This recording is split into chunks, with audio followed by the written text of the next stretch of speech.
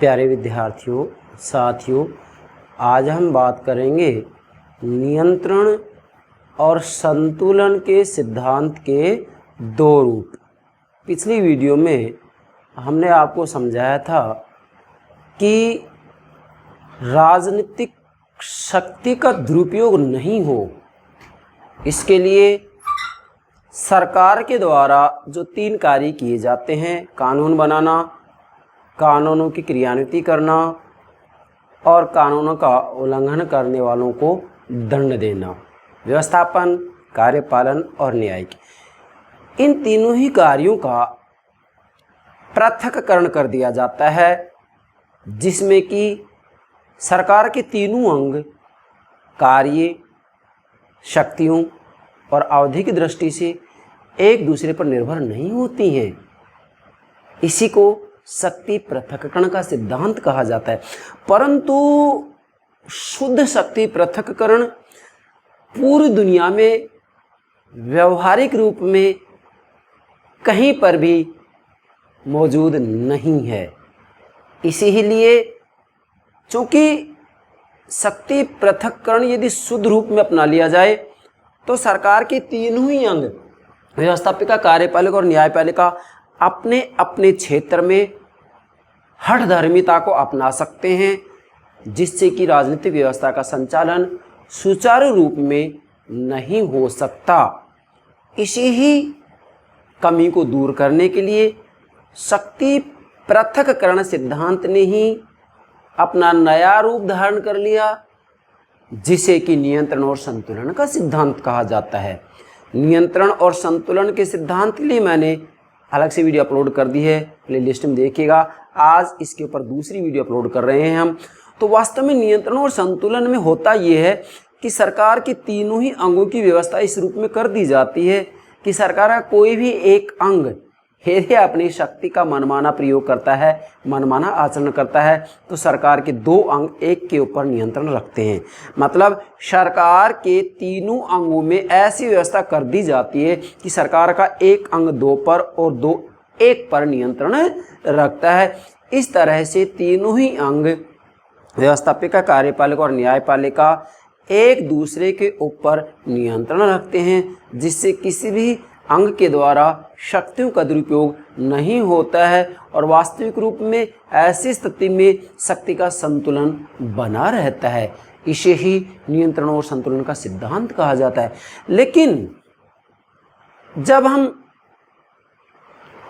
व्यवहारिक रूप में पूरी दुनिया की राज व्यवस्थाओं का अध्ययन करते हैं तो मेरे प्राणों से प्यारे विद्यार्थियों, नियंत्रण और संतुलन के सिद्धांत के 2 रूप स्पष्ट रूप में दिखाई देते हैं, जिनकी कि आज हम चर्चा करेंगे। वो कौन कौन से हैं? संवैधानिक नियंत्रण और संतुलन व्यवस्था, और दूसरा है गैर संवैधानिक नियंत्रण और संतुलन व्यवस्था। इन दोनों को समझना निहायत जरूरी है। यदि ये दोनों समझ जाते हैं तो मेरे प्राणों से प्यारे विद्यार्थियों, नियंत्रण और संतुलन के सिद्धांत को समझने में आपको कहीं कोई परेशानी नहीं आएगी और एग्जाम में किसी भी रूप में प्रश्न पूछे आप गलती नहीं कर सकेंगे। समझ किसका मतलब? भाई, शक्ति पृथक्करण को यदि पूर्ण रूप में अपना लिया जाए तो सरकार के तीनों अंग ही हठधर्मिता पर उतर आएंगे, तो राज्य व्यवस्था का संचालन नहीं होगा। अब इसके लिए क्या किया गया कि भी सरकार के तीनों अंगों को ही इस रूप में व्यवस्थित किया गया कि सरकार के तीनों ही अंग एक दूसरे को नियंत्रित रखें, जिससे कि शक्ति का संतुलन बना रहे। तो सर्वप्रथम मेरे प्राणों से प्यारे विद्यार्थी, आप हमारे YouTube चैनल को सब्सक्राइब अवश्य कीजिएगा, जिससे प्रतिदिन जो हम वीडियो क्लासेस अपलोड कर रहे हैं उसकी जानकारी, सूचना आपको प्राप्त हो सके। आशा करता हूँ आपने सब्सक्राइब कर दिया होगा। Thank you very much, thank you very much. चलिए, अब हम नियंत्रण और संतुलन सिद्धांत के 2 रूप ले रहे, तो 2 रूपों के नाम नोट कीजिएगा। एक तो क्या है? संवैधानिक नियंत्रण और संतुलन व्यवस्था, और दूसरा गैर संवैधानिक नियंत्रण और संतुलन व्यवस्था। मतलब संविधान में तो किस रूप में नियंत्रण और संतुलन की व्यवस्था की गई है। जैसे संयुक्त राज्य अमेरिका की बात करें हम, तो संयुक्त राज्य अमेरिका के संविधान के अनुच्छेद 1, 2 और 3 में व्यवस्थापिका, कार्यपालिका और न्यायपालिका की शक्ति का उल्लेख किया गया है। ये तो शक्ति पृथक्करण हो गया, लेकिन इसके साथ में क्या किया गया है कि व्यवस्थापिका कार्यपालिका पर नियंत्रण रखेगी, न्यायपालिका पर नियंत्रण रखेगी। ठीक है, कार्यपालिका व्यवस्थापिका और न्यायपालिका पर नियंत्रण रखेगा और न्यायपालिका कार्यपालिका और व्यवस्थापिका पर नियंत्रण रखेगी। कैसे रखते हैं, जैसे मैं उदाहरण दे रहा हूँ, फिर मैं डायग्राम समझाऊंगा। भाई संयुक्त राज्य अमेरिका की व्यवस्थापिका, मतलब व्यवस्थापिका को अमेरिका में कांग्रेस कहा जाता है। वहाँ की व्यवस्थापिका के द्वारा जब कोई कानून बनाया जाता है, कोई विधेयक पारित किया जाता है, तो वो विधेयक अधिनियम तभी हो पाएगा जबकि कार्यपालिका का प्रधान मतलब राष्ट्रपति उस पर अपने हस्ताक्षर कर देगा। समझ गए? तो व्यवस्थापिका पर किसका नियंत्रण होगा? कार्यपालिका का, राष्ट्रपति का। अच्छा, अब राष्ट्रपति जो नियुक्तियां करता है, जो भी नियुक्तियां, चाहे न्यायाधीशों की नियुक्तियां हो, अन्य नियुक्तियां भी करता है, या फिर राष्ट्रपति विदेशी संधियां करता है, तो नियुक्ति और संधियों की पुष्टि सीनेट से करानी पड़ती है, जो कि कांग्रेस का दूसरा सदन है। कांग्रेस के 2 सदन होते हैं ना, प्रतिनिधि सदन और सीनेट, तो सीनेट से पुष्टि करा रहे हैं। इसका मतलब व्यवस्थापिका कार्यपालिका पर नियंत्रण रख रही है कि नहीं? अब चलिए, अब न्यायपालिका कार्यपालिका और व्यवस्थापिका दोनों पर नियंत्रण रखती है। कैसे रखती है? व्यवस्थापिका मतलब कांग्रेस यदि संविधान के अनुरूप कानून बना रही है, कोई दिक्कत नहीं है, लेकिन यदि संविधान के अनुरूप कानून नहीं बनाती है व्यवस्थापिका कांग्रेस, तो न्यायपालिका उसको असंवैधानिक घोषित कर देगी। इसी प्रकार से यदि कार्यपालिका ठीक से कानूनों की क्रियान्विति नहीं करती है, या फिर कार्यपालिका कोई ऐसी नीति या निर्णय लेते हैं जो कि संविधान के अनुरूप नहीं है, तो कार्यपालिका के कार्यों को भी असंवैधानिक, अवैधानिक घोषित किया जा सकता है। किसके द्वारा? न्यायपालिका के द्वारा। तो न्यायपालिका दोनों पर नियंत्रण रख रही है। तो कहने का मेरा भावार्थ ये है कि सरकार का एक अंग 2 पर और एक के ऊपर नियंत्रण रखता है। तो ये तो वास्तव में संवैधानिक व्यवस्था होगी, संविधान में ऐसी व्यवस्था की गई है। यस। अब दूसरा रूप गैर संवैधानिक है। गैर संवैधानिक का मतलब क्या है कि संविधान में क्या कुछ व्यवस्था की गई है, इससे सरकार के अंग नियंत्रित नहीं हो पाते हैं। आज पूरी दुनिया में हम देखते हैं कि शक्तियों का केंद्रीकरण होता जा रहा है और कार्यपालिकाएं शक्तिशाली होती जा रही हैं। तो फिर नियंत्रण और संतुलन का सिद्धांत तो कमजोर पड़ गया, फीका पड़ गया, धूमिल हो गया। तो ऐसी स्थिति में कुछ गैर संवैधानिक साधन होते हैं जिनके द्वारा सरकार के तीनों ही अंगों को नियंत्रित किया जाता है, जिससे शक्ति का संतुलन बना रहता है। उसे गैर संवैधानिक नियंत्रण और संतुलन व्यवस्था कहा जाता है। 2 व्यवस्था होगी, 2 रूप हो गए, संवैधानिक नियंत्रण और संतुलन व्यवस्था, गैर संवैधानिक नियंत्रण और संतुलन व्यवस्था। डियर स्टूडेंट्स, यही नियंत्रण और संतुलन सिद्धांत के 2 रूप हैं, संवैधानिक नियंत्रण और संतुलन व्यवस्था, गैर संवैधानिक नियंत्रण और संतुलन व्यवस्था। इन दोनों की बातें यहाँ करेंगे। अब ध्यान दें, मैंने यहाँ लिखा है संवैधानिक नियंत्रण व संतुलन व्यवस्था, इधर मैंने नोट किया है गैर संवैधानिक, पूरा लिख लेंगे आप, गैर संवैधानिक नियंत्रण और संतुलन व्यवस्था। ठीक है, गैर संवैधानिक नियंत्रण और संतुलन व्यवस्था। अब इस डायग्राम में मैंने दोनों बातें दे दी हैं, नोट कीजिएगा। ठीक है, मैंने यहाँ लिखा है संवैधानिक नियंत्रण और संतुलन व्यवस्था, यहाँ गैर संवैधानिक नियंत्रण और संतुलन व्यवस्था। परंतु संवैधानिक नियंत्रण संतुलन व्यवस्था का ये डायग्राम समझाऊंगा मैं पहले, इसके बाद हम गैर संवैधानिक व्यवस्था का डायग्राम समझाऊंगा। और ये जो डायग्राम है ये दोनों का है, मतलब इसमें संवैधानिक और गैर संवैधानिक दोनों बातें सम्मिलित हो जाती हैं। ठीक है, तो पहले इन दोनों को समझेंगे। ध्यान दें, ये जो डायग्राम है ये संवैधानिक व्यवस्था का है, नोट कीजिएगा।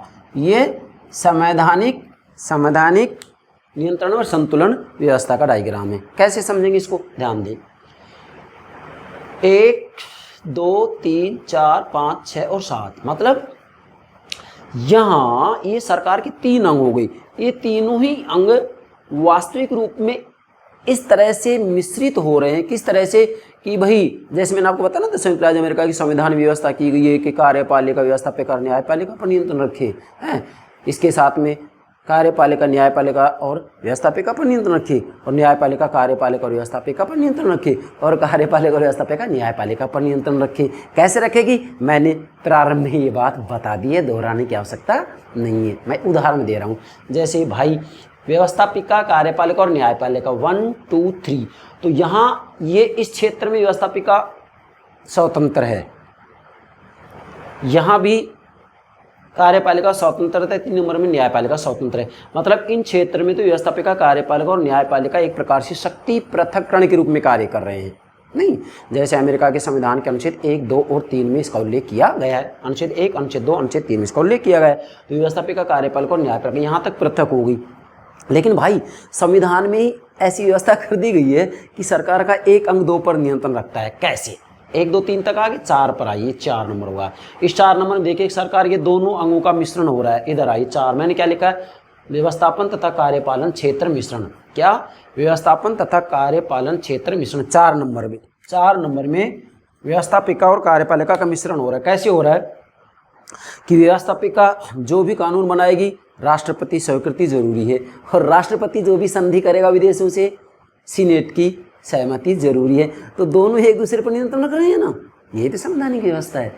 अच्छा, 5 नंबर में व्यवस्थापन तथा न्यायपालन। इधर आइए, ये हो गया 5 नंबर, इसमें व्यवस्थापन और ये न्यायपालन हो गया। ठीक है, क्या होगा? इनका मिश्रण होगा। अब यहाँ कैसे होगा ये मिश्रण कि वास्तविक रूप में यहाँ जो न्यायपालिका है वो तो व्यवस्थापिका पर नियंत्रण किस रूप में रखेगी कि अगर व्यवस्थापिका मतलब वहाँ की कांग्रेस संविधान के अनुरूप कानून नहीं बनाती है तो न्यायपालिका उन कानूनों को असंवैधानिक घोषित कर देगी। और व्यवस्थापिका न्यायपालिका में जो न्यायाधीश होते हैं उनके वेतन भत्ते इत्यादि तय करती है। इसी के साथ में राष्ट्रपति के द्वारा जो न्यायाधीशों की नियुक्ति की जाती है, सीनेट उनकी पुष्टि करती है कांग्रेस का दूसरा सदन सीनेट। तो मतलब व्यवस्थापिका न्यायपालिका पर, न्यायपालिका व्यवस्थापिका पर नियंत्रण रख रही है। हो गया मिश्रण। संवैधानिक, संविधान की बात बता रहा हूँ, संविधान में ऐसा है। अच्छा, छठा क्या है? कार्यपालन तथा न्यायपालन। इधर आइए, छठा ये क्या हो गया? कार्यपालन तथा न्यायपालन। भाई ये कार्यपालिका और न्यायपालिका होगी, तो यहाँ क्या हो गया? इसका मिश्रण हो रहा है, मतलब कार्यपालन तथा न्यायपालन। इसका मतलब क्या है कि कार्यपालिका न्यायपालिका पर किस रूप में नियंत्रण रखेगी कि भाई जो कार्यपालिका का प्रधान होता है राष्ट्रपति, वो राष्ट्रपति न्यायाधीश की नियुक्ति करता है कि नहीं। और इधर जो न्यायपालिका है वो कार्यपालिका के कार्य संविधान के अनुरूप हैं या नहीं है, इनकी वैधता की जांच करती है।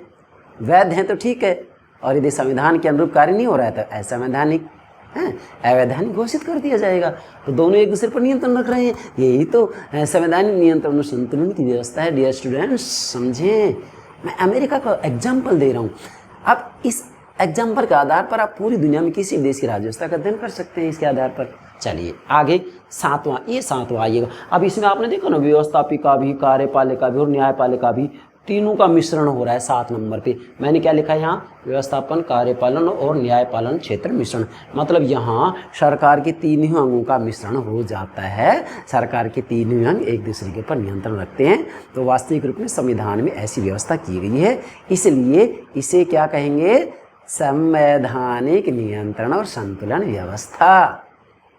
परंतु संविधान में जो नियंत्रण और संतुलन की व्यवस्था की गई है वह भी व्यवहार में, व्यवहार के धरातल पर कमज़ोर पड़ता जा रहा है, फीका पड़ता जा रहा है।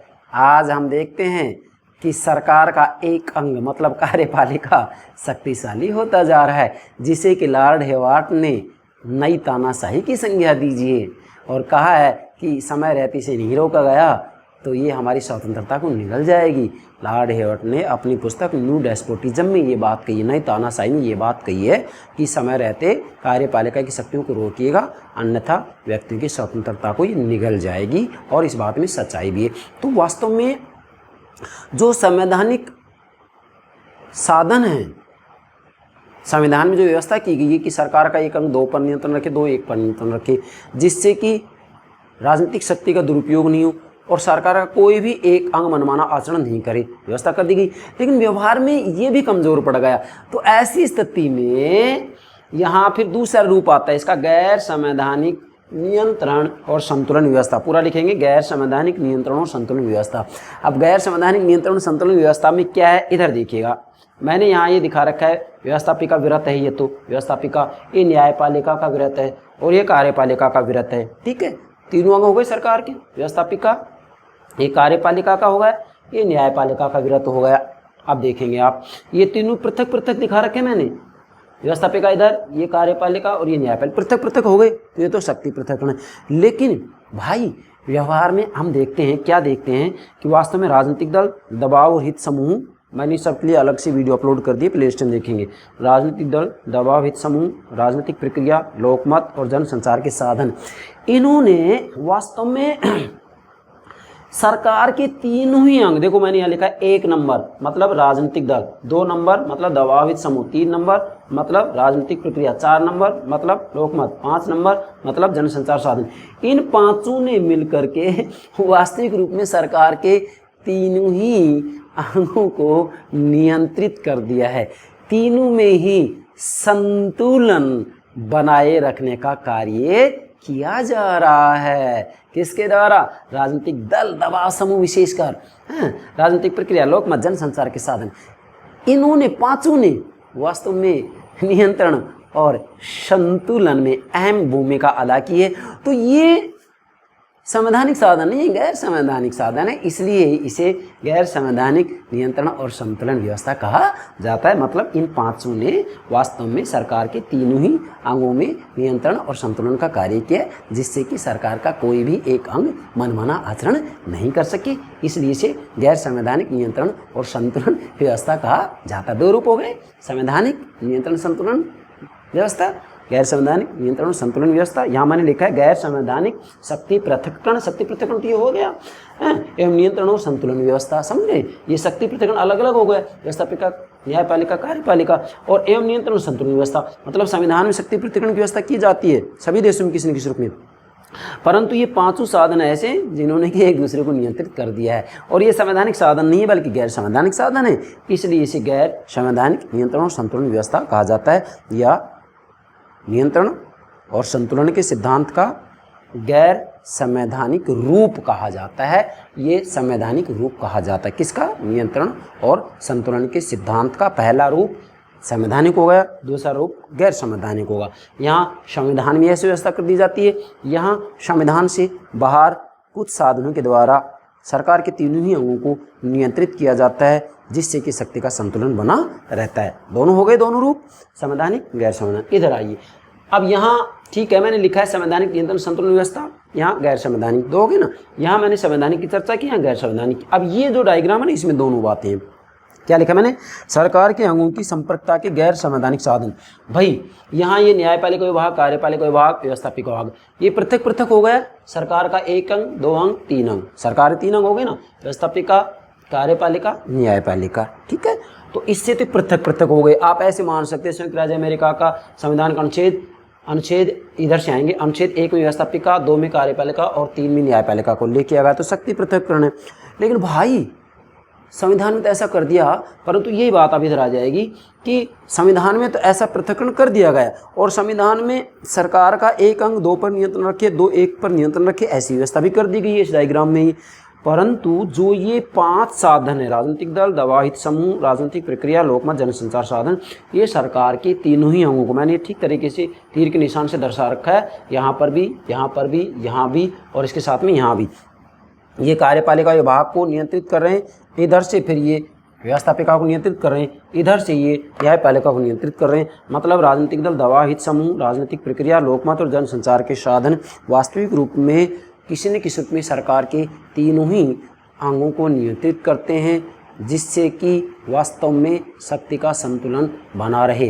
अर्थात आज अहम भूमिका राजनीतिक दल, दबाव समूह और जनसंचार के साधन निभाते हैं, जिनके के द्वारा वास्तविक रूप में सरकार के तीन ही अंगों को किसी न किसी रूप में नियंत्रित रखा जाता है।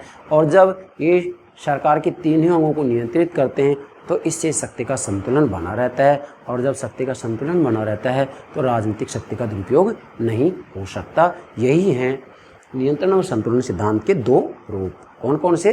संवैधानिक, ये संवैधानिक का डायग्राम है, ये गैर संवैधानिक का डायग्राम है, और इसमें दोनों बातें सम्मिलित हो जाती हैं। आपकी जैसी मर्जी हो आप इनमें वो डायग्राम नोट कीजिएगा। मैंने तो कंप्लीट बात यहाँ आपके सामने प्रस्तुत कर दी है। आशा करता हूँ नियंत्रण व संतुलन सिद्धांत के दोनों रूप आप ठीक से समझ गए होंगे। Thank you very much.